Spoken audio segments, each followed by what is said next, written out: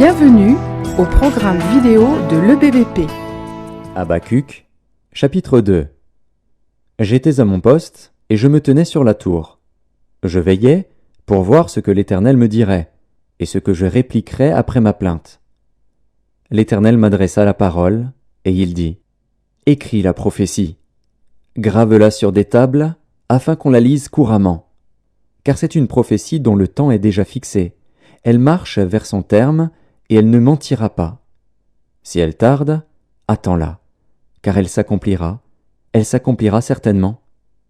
Voici, son âme s'est enflée, elle n'est pas droite en lui. Mais le juste vivra par sa foi. Il y a beaucoup de chrétiens qui commencent leur vie chrétienne avec un certain zèle et beaucoup d'enthousiasme d'ailleurs. Ils aiment très bien évangéliser. Ils aiment très bien travailler pour le Seigneur dans l'église. Et puis après, un bout de temps, eh bien, c'est le relâchement. C'est le relâchement qui prend le dessus. Et ils commencent par se décourager petit à petit. Il y a même certaines personnes qui abandonnent complètement la foi. Ils s'arrêtent justement au cours de leur marche avec le Seigneur. Et l'apôtre Paul nous disait aux Galates, en ce temps, au Galates chapitre 5, il disait, vous couriez bien. Qui vous a arrêté pour vous empêcher d'obéir à la vérité? Qui vous a arrêté? Et il continue, dit, mais cette influence ne vient pas de celui qui vous appelle.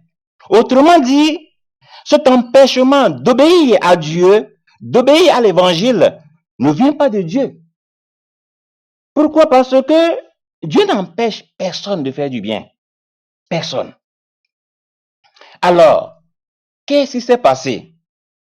Qu'est-ce qui s'est passé pour que ces chrétiens de Galate s'arrêtent d'un seul coup? Eh bien, ces chrétiens de Galate avaient pris un bon départ. Et d'un seul coup, il y a les faux enseignants, les faux docteurs, qu'on dit souvent les faux docteurs, ceux-là qui ne veulent pas l'évolution de l'évangile, ceux-là qui ne veulent du tout pas que l'évangile avance, ils surviennent pour freiner le bon départ de ces chrétiens. Et ce qui est pire, c'est que ces Galates avaient commencé à aller dans d'autres directions. C'est-à-dire qu'ils cherchaient autre chose que la voie du Seigneur. Ils avaient détourné leur regard du Seigneur. Les mauvaises voies. Ils avaient cessé d'obéir à la parole. Ils avaient cessé d'obéir à la vérité de l'évangile. Vous savez, mes frères et sœurs, il ne suffit pas simplement de croire à la parole de Dieu. Non. Il faut lui obéir. Obéir à la parole de Dieu. Croire et obéir, les deux vont de pair. Hein? Et il y a même une chanson qui dit, hein, croire, obéir, pour que Dieu puisse t'ouvrir les écluses du ciel. Je me suis arrêté à un moment. Croire et obéir, pour que Dieu puisse ouvrir les écluses du ciel. Est-ce que nous croyons vraiment à la parole de Dieu? Bien-aimés frères et sœurs, je voudrais vous dire ce matin que Dieu le Créateur n'oublie jamais ses enfants. Quand bien même nous oublions, quand bien nous oublions Dieu, Dieu ne nous oublie pas. Il est toujours égal à lui-même. Il y a même un verset dans Isaïe qui dit, une femme oublie-t-elle l'enfant qu'elle allait? Une femme peut-elle oublier l'enfant qu'elle porte sur ses genoux, qu'elle allait? N'a-t-elle pas pitié du fruit de ses entrailles?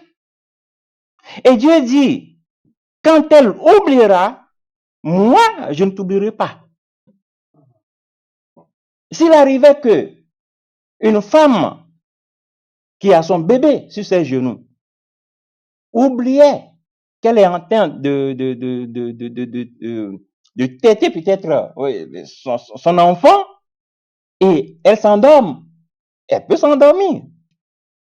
C'est un être. Elle peut s'endormir. Mais Dieu dit que si la femme peut faire comme cela, lui, Dieu, ne nous oubliera jamais. Ça, c'est une promesse extraordinaire. Dieu sait tout de nous. Dieu nous connaît plus que nous-mêmes.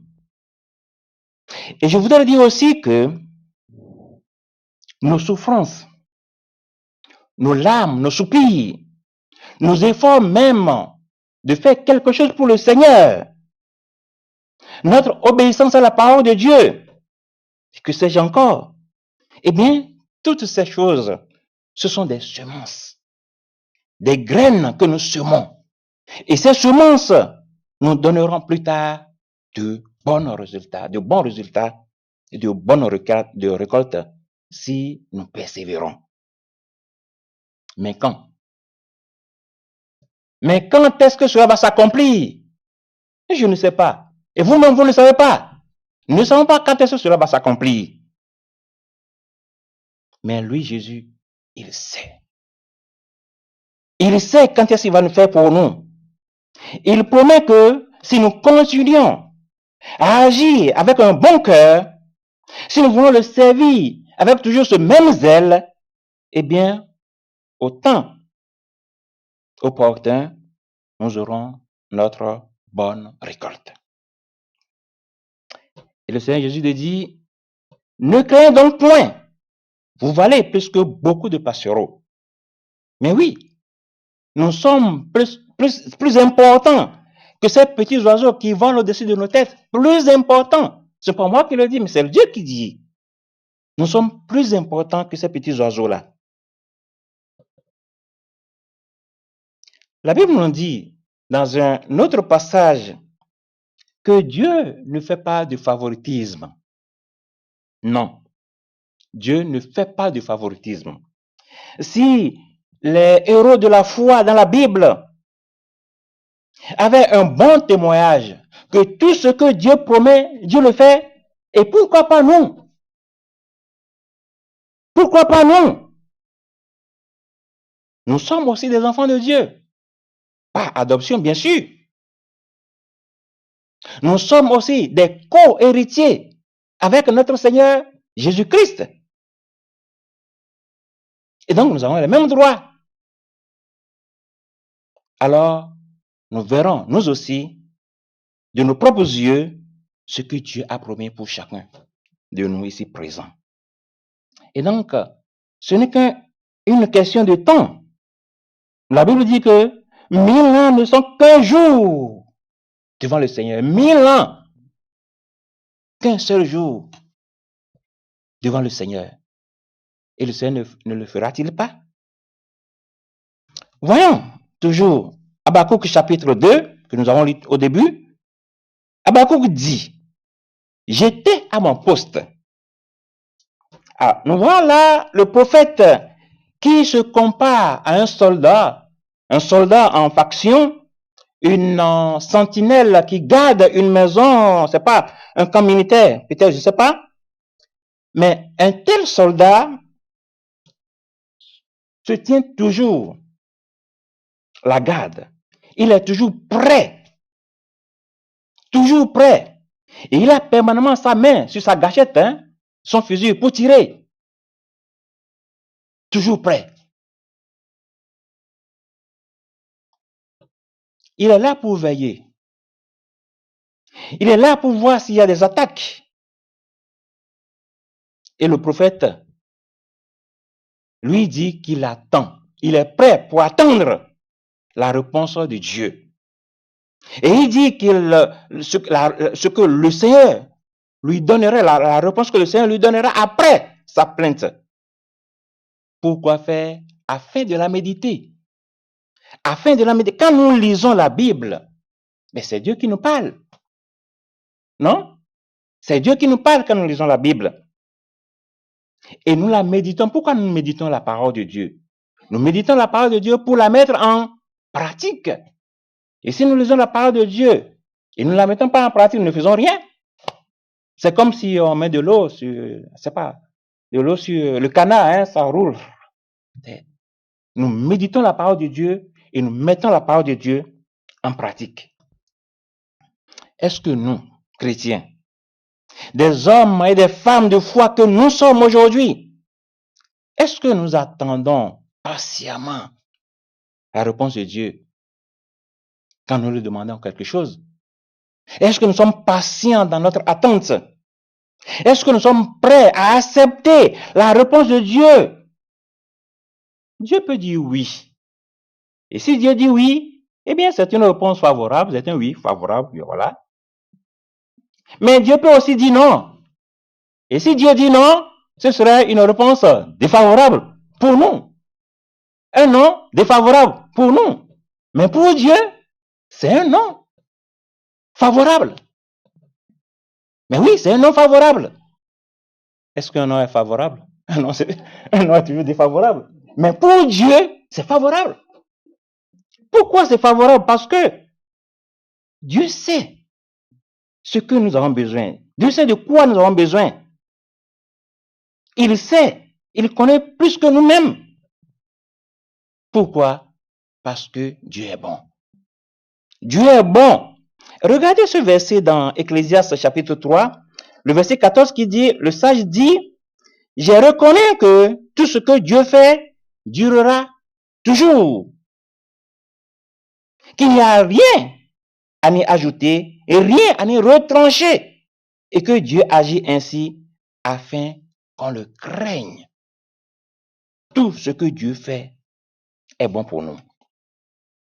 Le Seigneur sait de quoi nous avons besoin. Et tout ce qu'il fait dure toujours. Et donc, nous devons simplement qu'à nous soumettre à sa volonté. Alors, revenons encore à Habakkuk. Lorsque Habakkuk a entendu, il a eu la réponse. Il a eu la réponse de Dieu. Et qu'est-ce que Dieu lui a dit? Qu'est-ce que Dieu a dit à Habakkuk? La réponse de Dieu est en 2 points dans ce passage. Habakkuk a reçu l'ordre de mettre cette prophétie par écrit.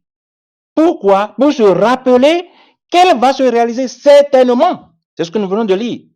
Qu'elle va se réaliser certainement et sans faute. Sans faute. Parce que le temps de Dieu est déjà fixé. Le temps de Dieu est fixé pour l'accomplissement. Et Habakkuk nous dit, si elle tarde, si la promesse tarde, attends-la. La promesse peut tarder, mais attends-la. Sois patient, sois calme devant le Seigneur. Ce qu'il a dit, ne le ferait-il pas? Alors, deuxième chose, Habakkuk a reçu aussi une description de la personnalité du méchant. Qui est le méchant ici? Le méchant ici, ce sont les Chaldéens. Le Chaldéen qui s'enfle d'orgueil. Voilà. Il dit que son âme, l'âme du Chaldéen, s'enfle et elle n'est pas droite en lui. L'orgueil. Quand nous avons de l'orgueil, on n'est pas droit. Hein? L'âme n'est pas toujours droite. Quand l'orgueil prend le dessus, l'âme est toujours comme cela. Non, ce n'est pas droite. L'orgueil, ce n'est pas une bonne chose.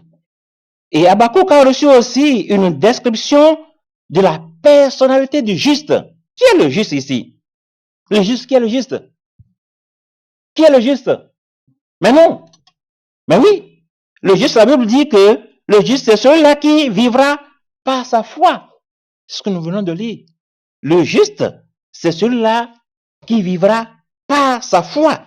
Et donc, le juste, c'est le croyant authentique que Dieu a déclaré juste. Quand Dieu nous déclare juste, nous sommes justes.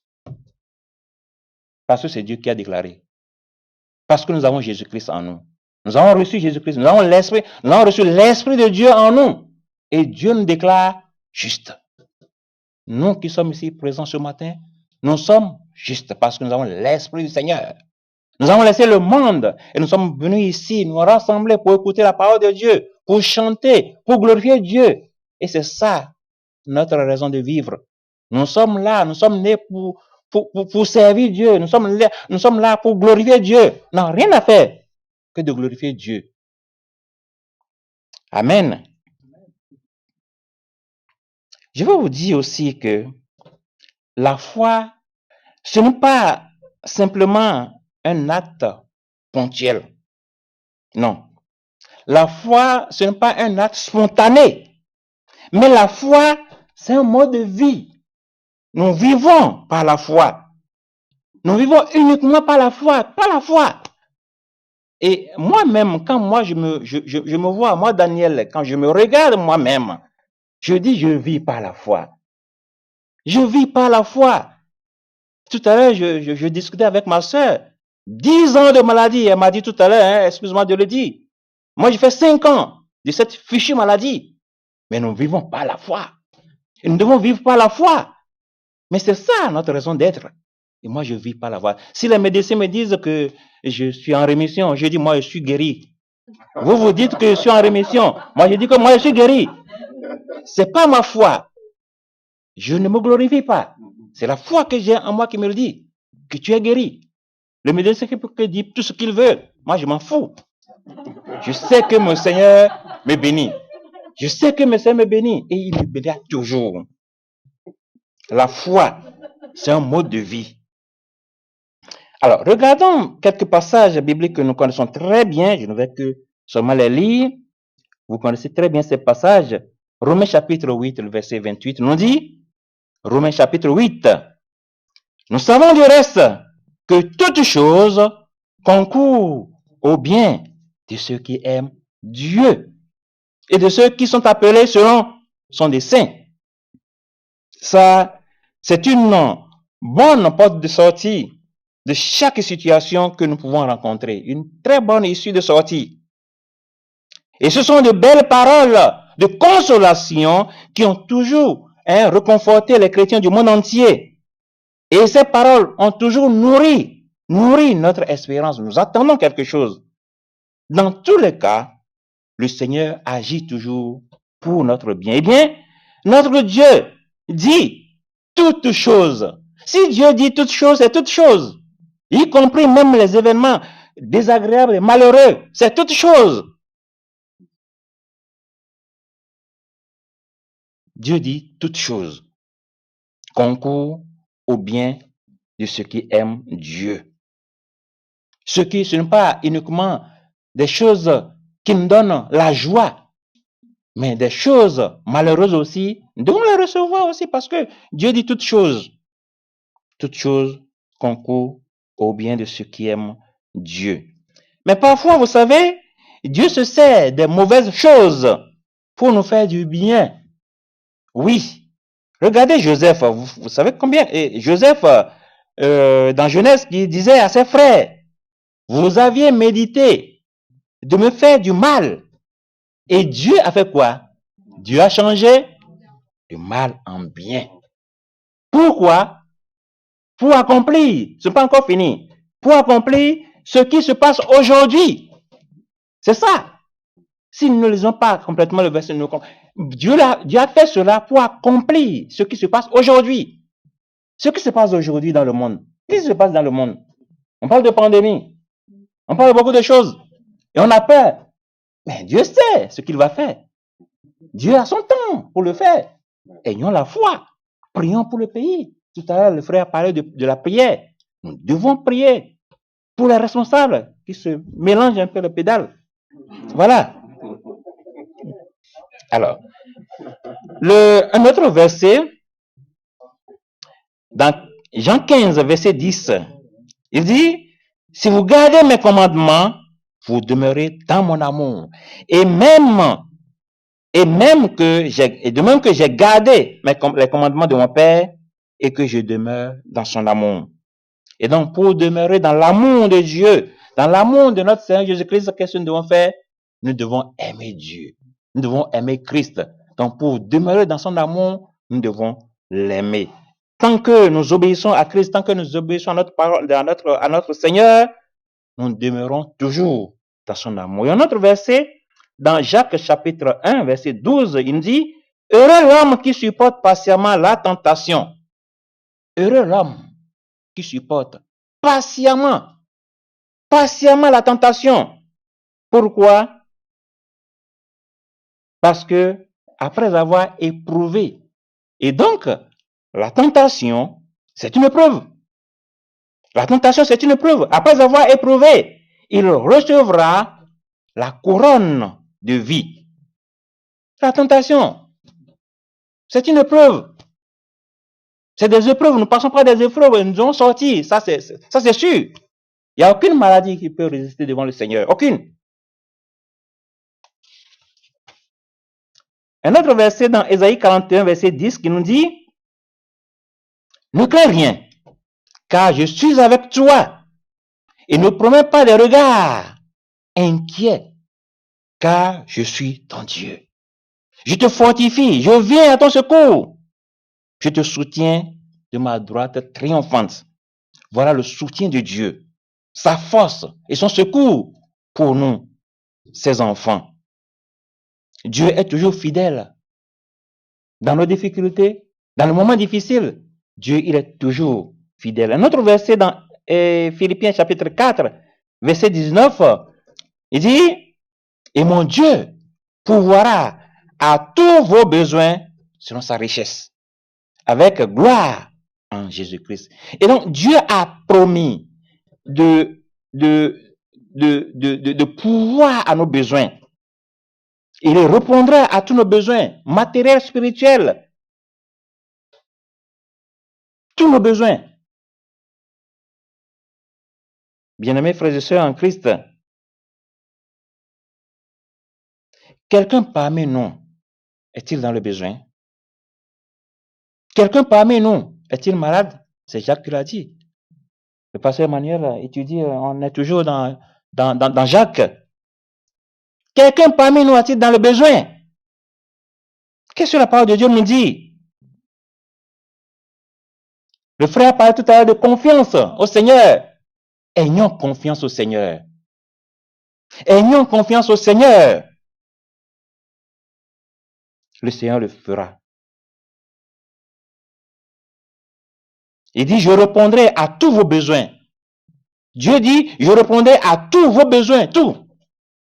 Et donc, tous ces passages que nous venons de lire dans la Bible, ce ne sont que une infime partie de nombreuses promesses que Dieu nous a faites dans la Bible à ses enfants pour que nous puissions obéir à la parole de Dieu.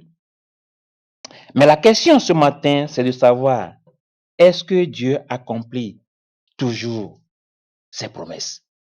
Voilà la question. Est-ce que Dieu accomplit toujours ses promesses? Alors, pour ce qui concerne l'accomplissement des promesses de Dieu, Josué a dit quelque chose. Josué 21, 41, 45, il dit, de toutes les bonnes paroles que l'Éternel avait dites à la maison d'Israël, aucune ne resta sans effet. Aucune. De toutes les paroles, aucune. Toutes s'accomplirent. Josué 21, 45. Toutes les paroles de Dieu, toutes les paroles que Dieu a faites pour le peuple d'Israël, s'accomplissent toujours en son temps, à un temps voulu. À la fin de cette conquête, de la conquête, savons que Josué, c'est le livre de conquête, le peuple devrait reconnaître la grandeur de Dieu. Le peuple devrait reconnaître que Dieu a exaucé ses prières, au-delà même de toute espérance.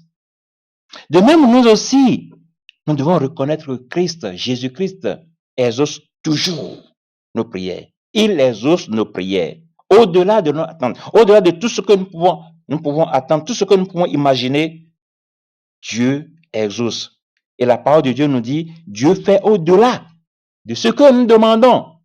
Et encore de ce que nous pensons. Ce que moi je pense, Dieu le fait. Au-delà. C'est ce que la parole de Dieu dit. Dieu fait au-delà de ce que nous demandons et au-delà de ce que nous pensons. Et donc, si les promesses de Dieu ne s'accomplissent pas dans nos vies, dans la vie d'une personne, bien sûr, ce n'est pas la faute de Dieu. Ce n'est pas la faute de Dieu. Ce n'est pas que Dieu n'a pas l'intention de le faire. Mais non. La parole de Dieu dit, Dieu dit à Jérémie, et l'Éternel, Jérémie 1, verset 12 dit, l'Éternel me dit, tu as bien vu, Jérémie chapitre 1, verset 12, tu as bien vu, car je veille à ma parole pour l'exécuter. Dieu veille à sa parole. Dieu veille à ce qu'il dit pour qu'il y ait un exaucement, pour qu'il y ait l'accomplissement de sa parole. Dieu veille toujours à sa parole. Voyez-vous que Dieu est fidèle. Il tient toujours à sa parole. Il est impossible que Dieu mente. La parole de Dieu nous a dit qu'il est impossible que Dieu mente. Il veille sur sa parole pour l'accomplir.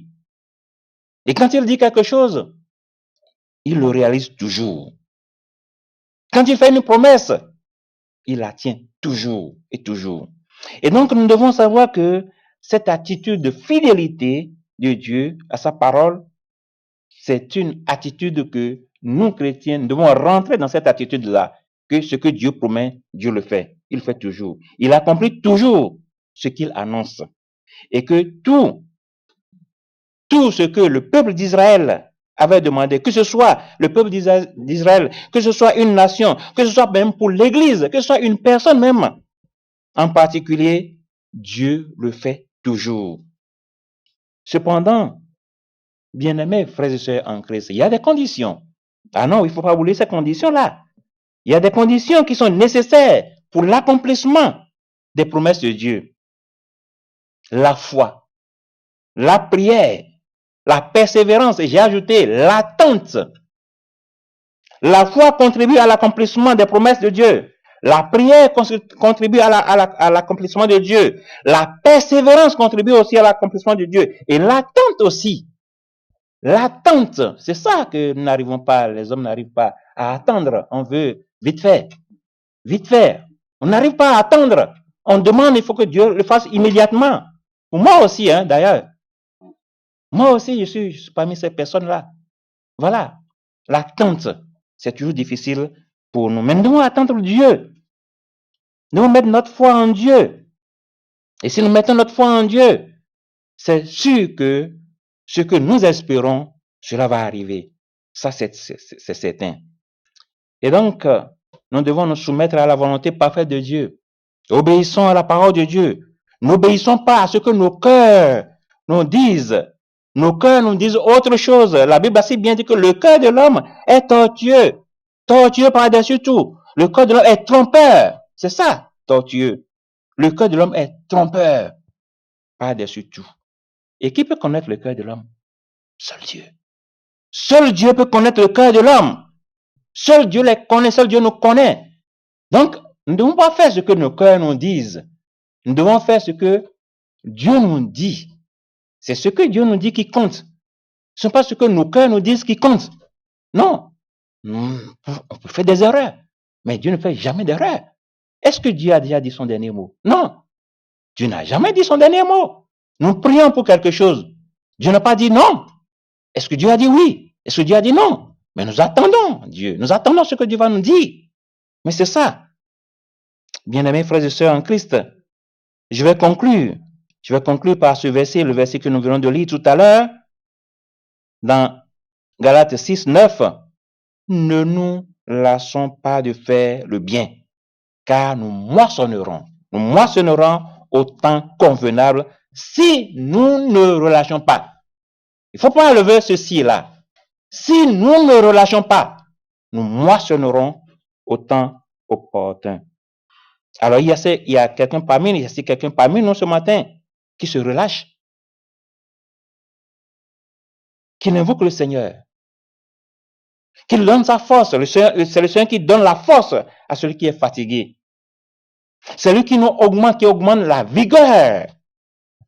Celui qui est défaillant, c'est le Seigneur qui donne la vigueur.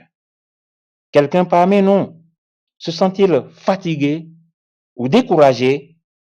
Eh bien, qu'il porte son regard vers le Seigneur, parce que c'est lui qui est le chef et le consommateur de la foi.